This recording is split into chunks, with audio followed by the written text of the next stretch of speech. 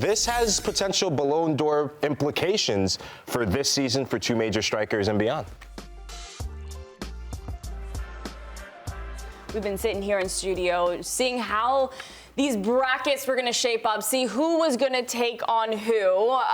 Guys, let's dive into some of these big matchups. Yes, I'll start. We're going to go to the top left corner. We'll go Brest versus PSG. What's interesting about this matchup is that they're playing against each other this weekend in Ligue 1. They already played against each other this season. Earlier, PSG won 3-1. Ousmane Dembele had 2 goals in that game. He's coming off a hat trick in the last match day of the Champions League. So I like putting maybe a little scratch on him to make something happen in leg 1. Now, this is a 2-legged affair, so the first leg will be away. That'll be at home to Brest, and then they'll play in Paris the week after. I like PSG over 2 legs here. I think Brest has done some amazing things to even get themselves into the knockout rounds, one of the success stories of this new format of the Champions League. But when you look at the quality that Luis Enrique has as manager of PSG, and then you're adding Kvara from Napoli, one of their big signings in the January transfer window, that quality over 2 legs I think is going to show itself, and so I like PSG to do the business. I'm going to add here that PSG midfielder Vitinha came out and said that I don't remember the last time this happened where 2 French teams played against each other so early in this tournament, and we have that possibility, and they got it. He's like, they're going to be ready for whoever is in their way, and I agree with Vitinha. They're going to be ready. Yeah. And then Lahoud, walk us through Club Brugge taking on Atalanta. Yeah, I wanted to almost throw a mutiny and do Man City versus Real Madrid, but Alexis giving me the devil's stare. So I know our producer, Chris Karen, will definitely have me out of the studio and in the parking lot if I do that. So I'm going to go with Club Brugge, not Club Brugge, Club Brugge and Atalanta. Look, this is an amazing campaign for Club Brugge. I think their manager, Nicky Hayne, gave a great account of himself at the Etihad against the Man City side that we're fortunate to beat them the way they did. I thought they were the better team for about 60 minutes, and then their lack of depth really showed. Up steps a Gianpiero Gasperini-led side who look formidable, who are one of the dark horses. They are my dark horse in this competition right now, and they're a side that will prove that they should be taken seriously both domestically and in Europe, but it's a very favorable draw for Atalanta. Yeah, so really quick on Atalanta, I mean, they are viable contenders for Serie A. Yeah. So when you get yourself further and further into European competition, there seems to be a decision that needs to be made as to what are we really going to focus on? Because I don't know if Atalanta has the depth to compete in both. So it'll be interesting to see how they play this. You start to get stretched thin. You do, you do. Yeah, speaking of stretched thin, we've got Manchester City right now, defensively stretched thin. They'll be playing Real Madrid, also a little defensively stretched thin. Also, this is the big matchup, right? This is the purpose of this format was to hopefully not have a matchup of this magnitude so early, and yet here we are, mainly because of Manchester City's weak form in the league phase, but they squeaked through and they made it. The last 2 times they met up, draws, goes to penalties. Obviously, Real Madrid wins the last one. Vinny with 2 assists in that game. Now he has a friend here. He's got a friend named Mbappe, came to play. So who knows exactly how this is going to play out. But now it's starting to feel like, oh, we have a little bit of a final early on. What I do like is that when you have 2 big clubs going against each other, that we get it over 2 legs. Yeah. Sometimes when it's just a one-off in a neutral site, you don't always get the best of both teams, but over 2 legs in front of their home fans, for both having that for 90 minutes, I think that makes it special. So we're going to in for some fireworks once again. I'm also excited. These 2 teams would be in the knockout phase. Yeah. No, I'm also excited to see 2 players in the post-Messi era and Ronaldo era. They are the heir apparent to the Balon d'Or, or so we think. Yeah. Kylian Mbappe playing in a new position as a number 9, looking very much the real deal in the last 2 months, I would say. And then Erling Haaland, who I know City fans will come at me, and come at me if you will. I don't give the guy enough credit at times, but this is where you prove yourself. He gets a new contract. He's back to scoring goals. So this has potential Balon d'Or implications for this season for 2 major strikers and beyond. Yeah, I like that. So these clubs have met in UCL knockout stage. This is their 4th straight season, and in 3 of them, the winner between these 2 has gone on to win Champions League. So no pressure.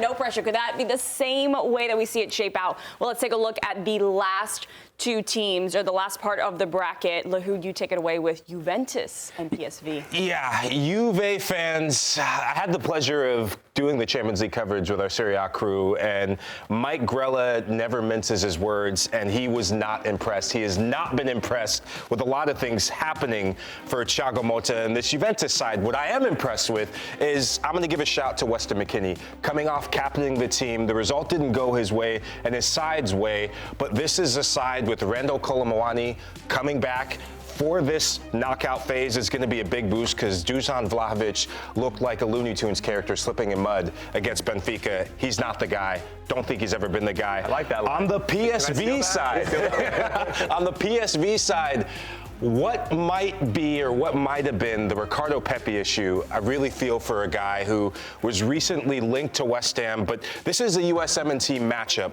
as much as it is Juventus, Serie A versus the Dutch Giants right now in the Eredivisie. 5 total players on paper.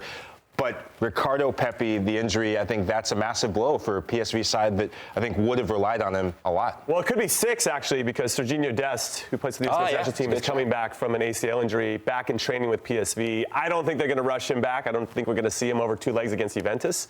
But exciting times for him to get back in. However, to your point, Ricardo Pepi hurts. Malik Tillman hurts.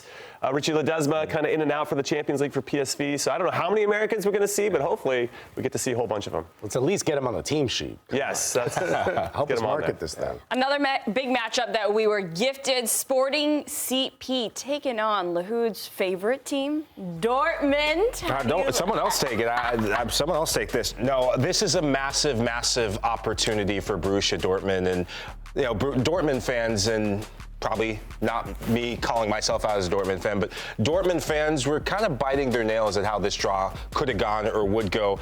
It's Niko Kovac, new manager, unveiled just after the Champions League match day 8 was pretty much done, the final whistle blown, and he's got a lot of work to do. This could be one of those trap games for them, or trap draws. But Borussia Dortmund, when you have Serhou Guirassy scoring the amount of goals, pretty much scores a goal every other game, or has a goal and assist per 90 minutes just about. Amazing statistics. They are so good going forward in this competition.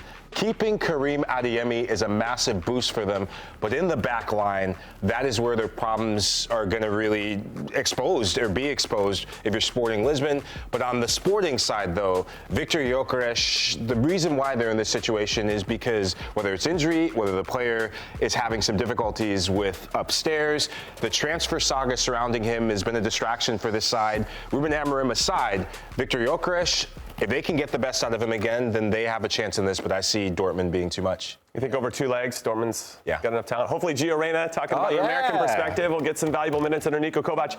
I will say one of the most significant victories as a manager for Niko Kovac was him helping Eintracht Frankfurt to win the DFB Pokal, beating Bayern Munich 2-1 in that final. That was in 2018, which really put Kovac on the map that he could be a proper manager. He went on to get the job back. He did at Bayern Munich. Yeah, so there's something about having that experience that you've won a trophy before, maybe when the odds were against you, and maybe Sporting isn't the game where they're big underdogs, so probably the favorites in this one, but if they continue to move on, that experience could come in handy. Another matchup that we have here, Feyenoord taking on AC Milan. Yeah, this is the Jimenez Derby, as it's being called. Feyenoord obviously can fire off on all cylinders. AC Milan, at the moment, seem to be sputtering. They obviously have a new manager in Sergio Conceição.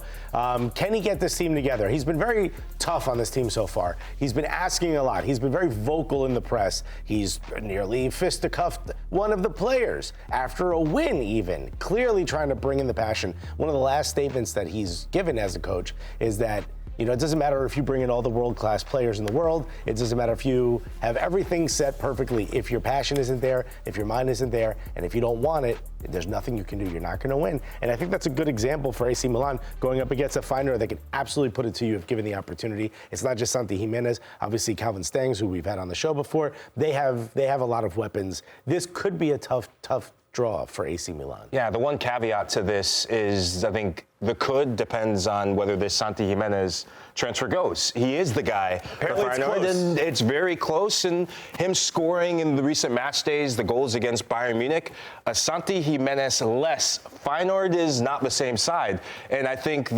that's going to be playing on the minds of Feyenoord fans. It could be a big distraction for them. If he's not with Feyenoord and he's with Milan, forget about it. Milan roll. And shout out to Christian Pulisic. He loves this competition. He keeps balling.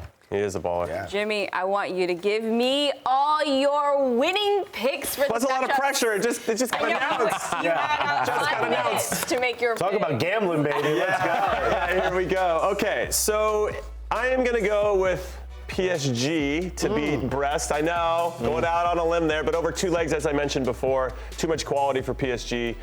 They can make a legitimate run at this, especially if players can stay hot. I'm looking at you, Ousmane Dembele. The second one I'm going to look at, if we're going down, we're going to go to Club Brugge, Atalanta. Atalanta, I like that shot a bit, them being a dark horse. I think they're going to have enough over 2 legs. Maybe Club Brugge in a one-off. I was pretty impressed with some of their performances throughout this competition. Prior to losing to Man City, they were on a 20-game unbeaten streak, so they have a little something to them. But I think Atalanta, again, over 2 legs is going to have a little bit too much. I do worry about Atalanta going on to make a significant run in this tournament because they're trying to compete for Serie A as well. But because they're the defending Europa League champions and that core is still intact, they know how to survive in these types of competitions. So I like Atalanta. And then we're going to move to Man City, Real Madrid. Listen, this was tough. And so you have to make a quick-fire decision. And given their history and how much quality they have on both sides of the team, this is what I came up with. I looked at their schedules because I think this is going to matter. Okay, so in the month of February, Madrid play at Espanyol. Espanyol, shaky. Okay, they play at Leganés, excuse me, in the Copa del Rey. No problem there. They're home to Atleti before leg 1. That's pretty significant. Then they go away to Osasuna. Okay, they can manage that, and then home to City for leg 2. And then they play home to Girona right after that game. Pretty balanced, but wait till you hear Man City's schedule. This is absolutely crazy. They play at Arsenal this weekend. They go to Leyton Orient FA Cup. Okay, that's no problem there. Burner. Leg 1, they play at home because they're the lower seeded team, and then they play home to Newcastle. They then have leg 2, they play home to Liverpool, and then they go away to Tottenham where they have struggled.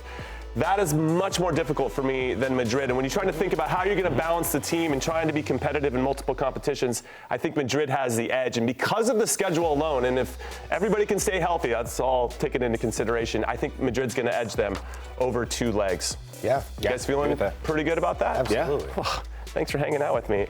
All right, and now we're going to go to Juve versus PSV. I don't know which version of Juve is going to show up. Yeah.